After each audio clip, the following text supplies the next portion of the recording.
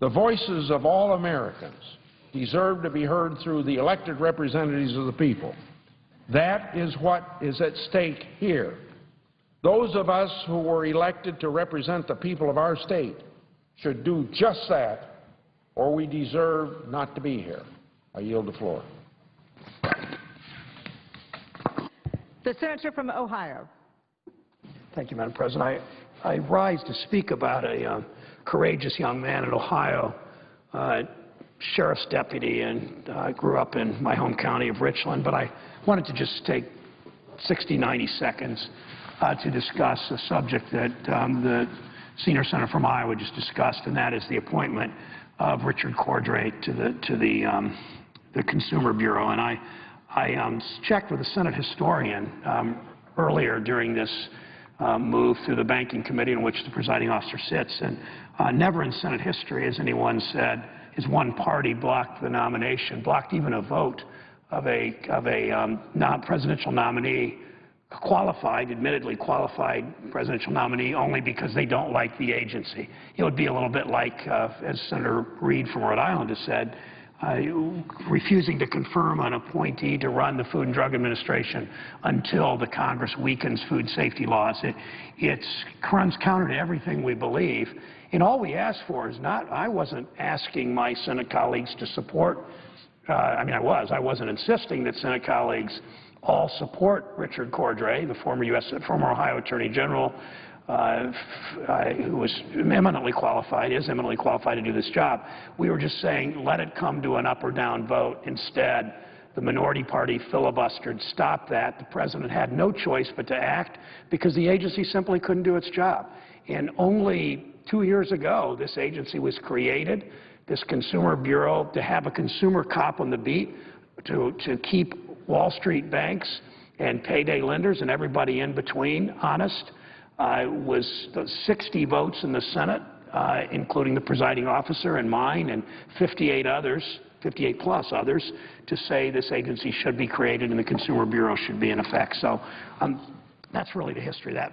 Madam President, I'd like to just to ask unanimous consent to separate that in the congressional record from the following remarks. Without objection. I rise to honor, thank you, Madam President, I rise to honor Detective Brandon Moore of the Morrow County, Ohio Sheriff's Department, and Ohio's first recipient of the Congressional Badge of Bravery. Established in 2008, the Congressional Badge of Bravery is an annual award from the U.S. Attorney General to public safety officers who display bravery in the line of duty. Earlier this month, Congressman Jim Jordan, a Republican from that part of Ohio, and I had the honor of presenting the award to Detective Moore, along with Morrow County Sheriff Stephen Brenneman and sheriffs and law officers, enforcement officers from across central Ohio and throughout the state. It was an honor to meet Detective Moore, to hear his story of heroism, to see his humility firsthand. 15 months or so ago, in October 2010, Detective Moore was shot multiple times, nearly killed in the line of duty during an ambush and firefight. When you hear what happened, you might be able to imagine the scene. Then Deputy Sheriff Moore received a report of neighbors engaged in a property dispute. He went to the scene, but in the course of the investigation, he suspected drug activity, criminal drug activity in one of the homes. The story quickly turned to the unimaginable. One of the neighbors came out of his house with an assault weapon and started firing. Detective Moore was shot in the groin, the leg, the foot, and the abdomen. As Detective Moore described it, the normal reaction of fear, shock, doubt, and panic was overwhelmed by a calmness that only highly skilled police training could provide. Severely wounded and laying on the ground, Detective Moore first used his belt to tie a tourniquet around his leg. He then shot and disabled his assailant from 50 yards away. He saved himself, he saved 3 civilians, and probably other officers. His injuries were so life-threatening that he made the call to his wife, Deandra, his high school sweetheart, explaining what happened, wanting her to know how much he loved her and their children, Alec and Andrew. Fortunately, help quickly arrived. Detective Moore was airlifted to the hospital for multiple surgeries, and he's had several since, where he stayed for a month. Law enforcement from across central Ohio visited the hospital to show their support, speaking to the solidarity of a sacred brotherhood and sisterhood. Today, Detective Moore is on the road to recovery well ahead of schedule. He was told it would take 2 or 3 years before he could return to work. He thinks he'll do it in 18 months.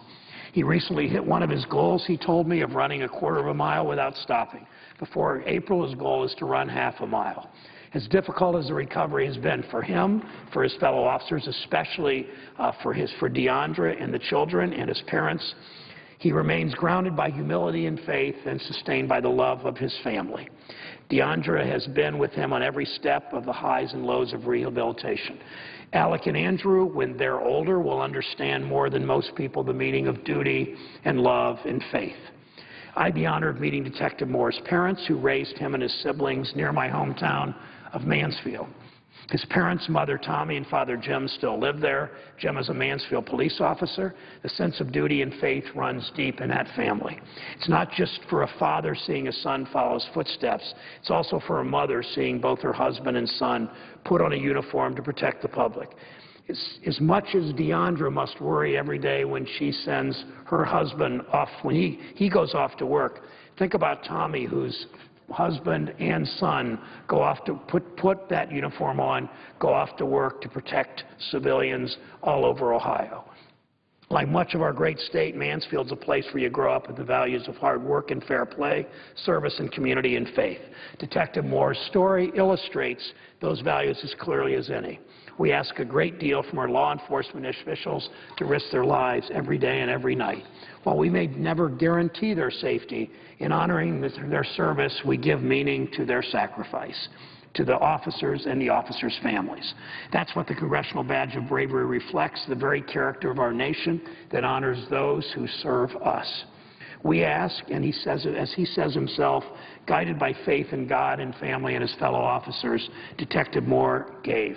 And we're all humbled by that service. Thank you, Detective Brandon Moore. A proud state and a grateful nation continue to offer our prayers and well wishes for you and your family. Madam President, I yield the floor.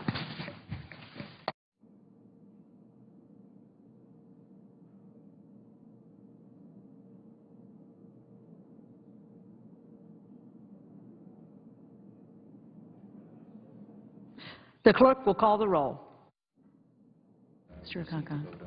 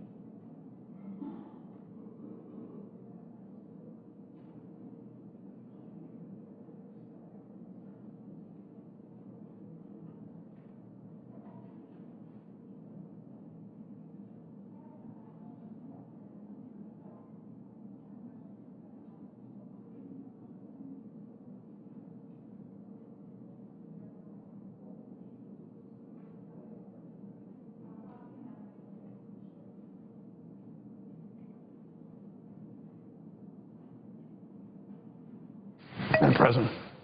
The senator from Ohio. Thanks. I ask unanimous consent to dispense with the quorum. Without objection. Madam President, I ask unanimous consent the Senate proceed to calendar number 260, S-1236. The clerk will report. Calendar number 260, S-1236, a bill to reduce the trafficking of drugs and to prevent human smuggling across the southwest border by deterring the construction and use of border tunnels. Without objection, the Senate will proceed to the measure. I ask unanimous consent the bill read a third time and passed. The motion to reconsider be laid on the table with no intervening action or debate, and any statements related to the bill be placed in the record at the appropriate place as if read. Without objection. Madam President, I ask unanimous consent the Senate proceed to the consideration of S-Res 357 submitted earlier today. The clerk will report. S-Res 357, commemorating the 150th anniversary of the Battle of Mill Springs and the significance of the battle to the Civil War. Without objection, the Senate will proceed to the measure. I ask unanimous consent the resolution be agreed to, the preamble be agreed to, and the motion to reconsider be laid upon the table. Without objection. President, I ask unanimous consent the Senate proceed to the immediate consideration of S-Res 358 submitted earlier today. The clerk will report. S-Res 358, expressing support for the designation of January 28, 2012 as National Data Privacy Day. Without objection, the Senate will proceed to the motion. I ask the resolution be agreed to, the preamble be agreed to, the motion to reconsider be laid upon the table with no intervening action or debate, and then any statements relating to the measure be printed in the record at the appropriate place. Without objection. Madam President, I ask unanimous consent the Senate now proceed to the consideration of S-Con Res 34 submitted earlier today. The clerk will report. S-Con Res 34, expressing the sense of Congress in the honor of the life and legacy of Václav Havel. Without objection, the Senate will proceed to the measure. I ask unanimous consent that the concurrent resolution be agreed to, the preamble be agreed to, the motion to reconsider be laid on the table. Without objection. I understand, Madam President, there's a bill at the desk. I ask for its first reading. The clerk will read the title of the bill for the first time.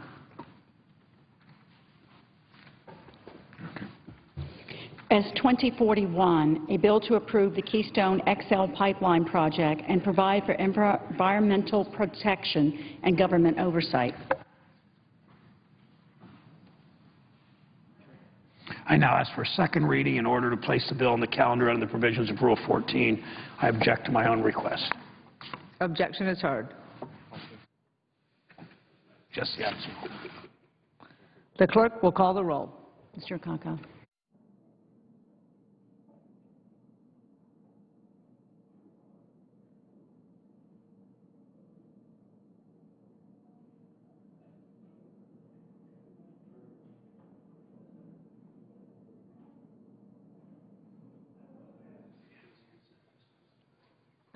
Without objection. I ask unanimous consent the Senate adjourn until 10 a.m. tomorrow, Tuesday, January 31st, that following the prayer and pledge, the journal of proceedings be approved to date, the morning hour be deemed expired, the time for the two leaders be reserved for their use later in the day, that following any leader remarks, the Senate be in a period of morning business until 11:30 a.m., with senators permitted to speak therein for up to 10 minutes each, with the time equally divided and controlled between the two leaders or their designees, with the majority controlling the first half and the Republicans controlling the final half, and that following morning business, the Senate proceed to vote on the motion to proceed to Calendar 301, S-2038, the Stop Trading on Congressional Knowledge Stock Act. Further, that the Senate recess from 12:30 p.m. until 2:15 p.m. to allow for the weekly caucus meetings. Without objection. We'll begin consideration, Madam President, of the Stock Act during tomorrow's session of the Senate. Senators will be notified when votes are scheduled. If there is no further business come before the Senate, I ask that it adjourn under the previous order. The Senate stands adjourned until 10 a.m. tomorrow.